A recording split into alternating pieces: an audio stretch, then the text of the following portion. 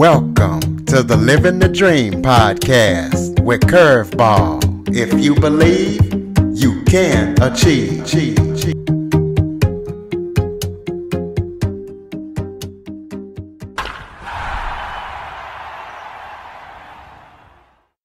Welcome to the Living the Dream with Curveball podcast, a show where I interview guests that teach, motivate, and inspire.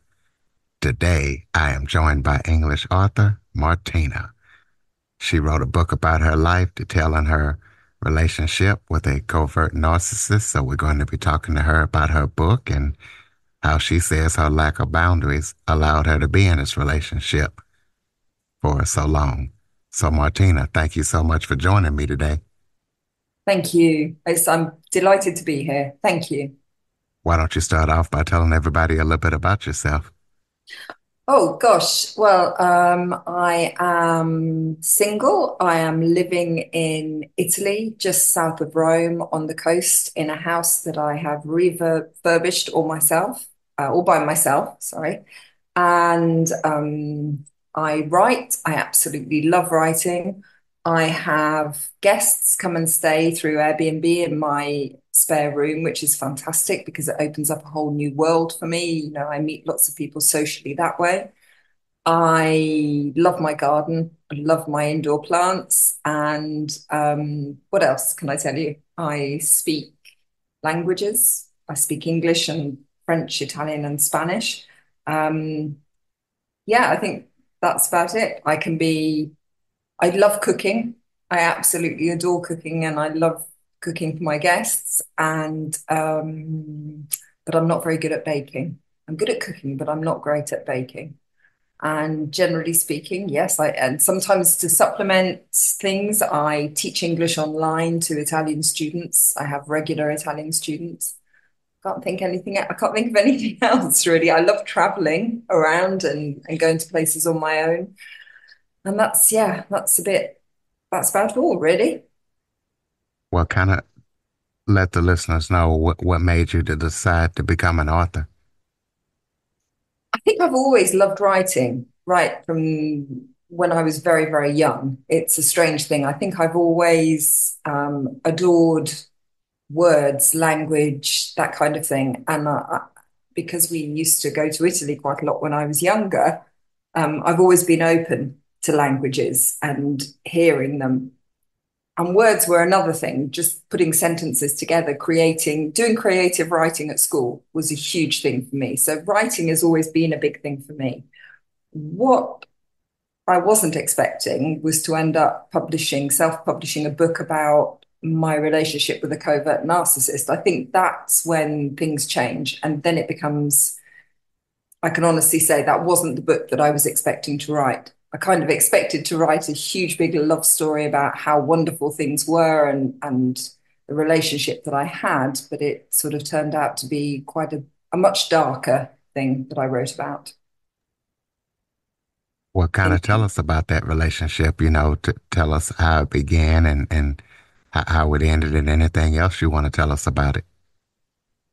Well, I mean, it began the very first time when I was very young in my early 20s. It began when I came to live in Rome for the very first time. And the very first time I lived here, I fell for somebody who when I first saw him, he kind of encapsulated my dream sort of man, I guess. And that very first time, I think when you fall head over heels in love with somebody, you don't look at anything else. You just, you're just in the moment, you're young and you're enjoying everything and it's unbelievable. And the relationship, which I write quite a lot about in the book, came to an end, or unfortunately for me, or at least I took it on all the responsibility. I felt it came to an end as a result of what I wanted to do, because I wanted to go back to England. I wanted to go back and live in England. I didn't want piecemeal jobs anymore. I wanted a career and a life and for us to be together. And so I decided that my idea of doing this would be to go back and study and have a degree. I just hoped and thought that he would come with me, but he had very different ideas. And so we broke up in our early 20s. So I went off and I had a very different life and I did all sorts of different things. And I was never really happy. I think I always shouldered the blame for having gone my own way, if you like. And going my own way brought with it sort of responsibilities in terms of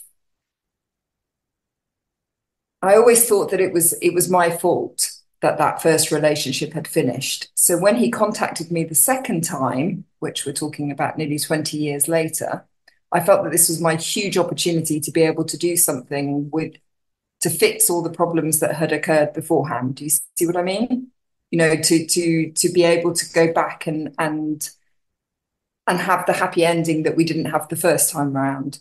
And so I ended up in a relationship with somebody who then came over to England because I think in retrospect it suited him, and that then started a complete downfall, which I wasn't really aware of for nearly 11 years. But I didn't realize that bit by bit he was taking me apart, and I was losing myself. When you're in a relationship with a covert narcissist, you don't really know until you actually leave. During my time with him, all I was trying to do was to make everything good, make everything wonderful, make everything work. And you can't do that by yourself when you're in a relationship. It takes two. So that's really the story. And that's what I wrote about in the book. Well, I know you mentioned that you were unhappy. So if you were unhappy, what made it hard for you to leave? Just because you were unhappy. Oh, it wasn't just a question of not being happy. I lost myself. I lost my personality. I was with somebody who I was covering for, even though I wasn't aware of it. I was covering for the way I wasn't being treated properly. I was paying for everything, yet at the same time, when he didn't find any work, he was using me as his wingman, if you like. I would defend him to everybody else. Yet there was a part of me that was really struggling with the idea that he didn't work, whereas I was working 4 jobs. He didn't like where we were going on holiday, yet he wasn't paying for it. He criticized the fact that I was work obsessed, but he wasn't doing any work. In that sense, you start to go through this, you're spiraling. You don't actually realize where you are or what's happening. And then if you try to leave, he I did try to leave. I wanted to end it because I didn't feel like it was going anywhere. And of course, when he felt that he was losing what's termed as a supply, he pulled me back in. He fished me back in. No, no, with empty promises. I'm going to do this. I'm going to do that. This is going to make everything better. Don't worry about it. I'm going to get a job. And I believed him because I had constantly this feeling that beforehand it was all of my fault. So the idea that if I let it go again, it would be my fault again, stop me from leaving. And also, the question of why didn't you leave or why didn't you just walk away is a really tough one because ultimately you don't walk away because you are totally brainwashed by the person that you're with. And when you're brainwashed, nothing that you do or say or think about is what you're really feeling. It's everything to do with what they want or how they perceive things. And so you lose yourself. You're being destroyed bit by bit to try and make everything right. That's why you don't leave, because you're afraid. I Well, guess is narcissism just a label, or give your definition of narcissism? it's narcissism just a label. Yes, it's so easy to generalize it, and it's been picked up by the media as something which is just used to describe bad behavior. But when you're with a malignant narcissist, you know perfectly well how bad things are. You know, because being in an abusive relationship, you don't just walk away from it. You don't just leave. How can I explain this? I know that there are an awful lot of labels out there which talk about the fact that narcissistic abuse or a narcissist is just somebody who is incredibly vain and entitled. But when you're in a relationship with somebody who is lying to you and making you doubt who you are and your own reality, it's not just a label. And in fact, if I was to call it a sort of coercive control, would that make it any better? Would that make people realize that it was something more serious? Because when you have somebody who manipulates you and everything that you do and every way that you behave, maybe that would make people sit up and pay more attention, because narcissism, as everybody is describing it, is almost used too easily just to describe bad behavior. Real narcissistic abuse by somebody who's covering it up all of the time, like a covert narcissist, is horrific. And if you're in the middle of it, you don't talk about it. You protect them. Wow. How has this relationship changed you? How are you different now versus before the relationship? I I'm entirely different.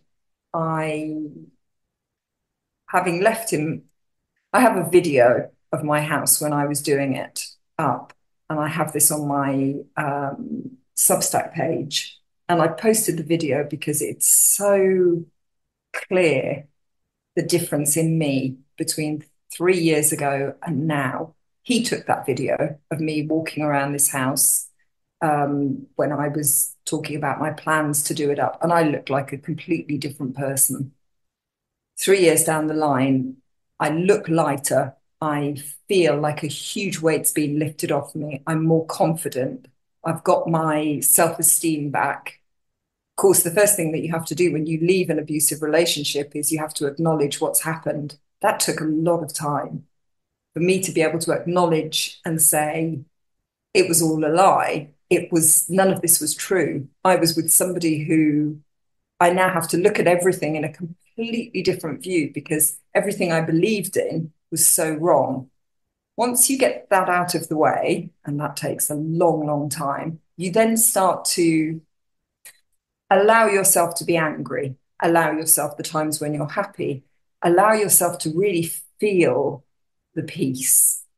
That's quite an incredible feeling because the peace brings happiness. So I did those two parts, and that has resulted in me building up my self-esteem and reconstructing my personality. Not my personality, my confidence. My personality was always there. I just had to allow it to happen again. And now I am happier and I am more at peace and I'm more confident with who I am. But do you know what? There are times when sometimes somebody comes along and they break that. And then you realize how fragile you are and that you have to keep striving for that peace because it's not, I am a work in progress. I am constantly striving to be a better person and to be more confident and to be more me. But sometimes it just takes one person who comes along and I don't know, you know, I can be right back there. It can be triggering and I can feel like I'm walking on glass again. And that really makes me realize how brittle it is. And actually not how brittle because I'm much, much better and much stronger now. But what it makes me realize is how deep the trauma is. You know, I don't know how to explain this, but because in the book, I've also talked about physical abuse, not with him, but with somebody else previous, a long, long time ago. Physical abuse is far easier to see. And people feel sympathetic and, oh my goodness, no, he shouldn't do that. No, nobody should hit anybody else. But when the trauma is psychological, there is far less understanding.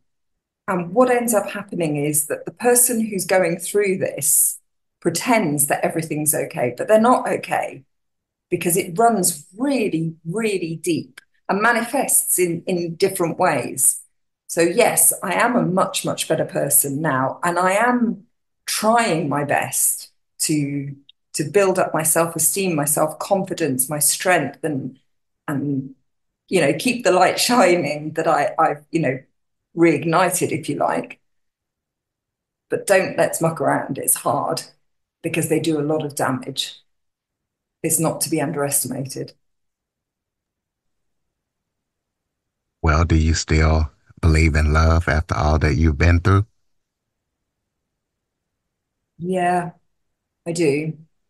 But maybe I do because I see it and I've seen it around, but I don't believe I've had it necessarily.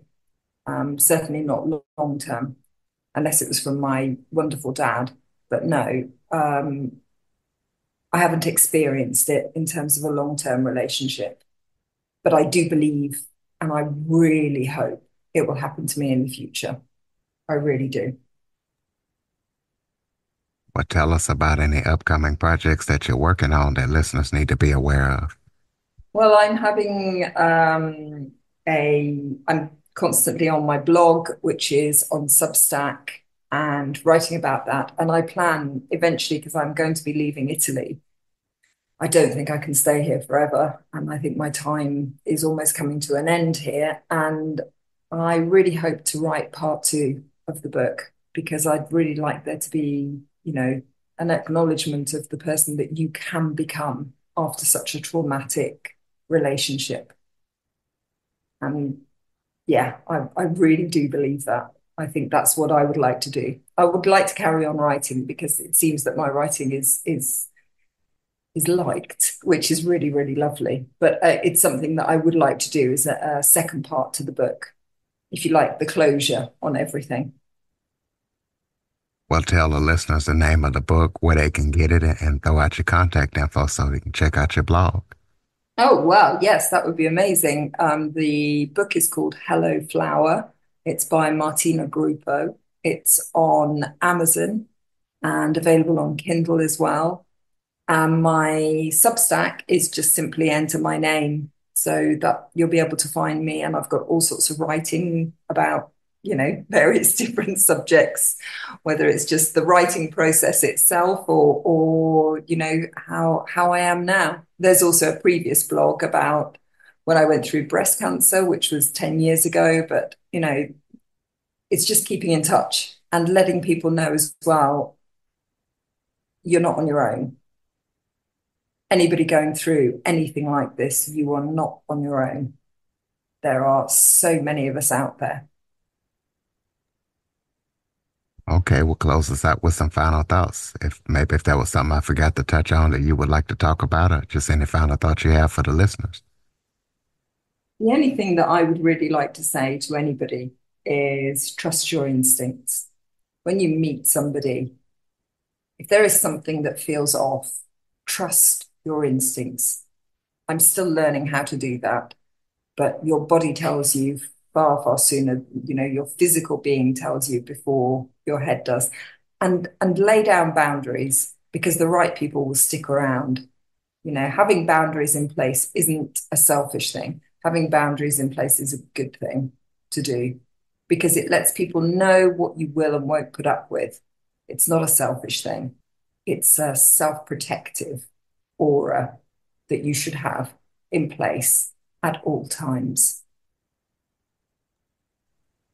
All right, ladies and gentlemen, lay down those boundaries and remember you're not on your own.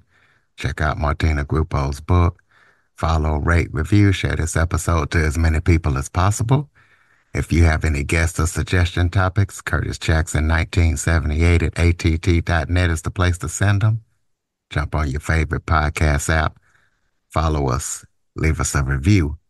Thank you for listening and supporting the show. And Martina, thank you for joining us and being so brave and courageous to share your story. Thank you very much for having me on your show. I've really enjoyed it. Thank you. For more information on the Living the Dream podcast, visit www.djcurveball.com. Until next time, stay focused on living the dream.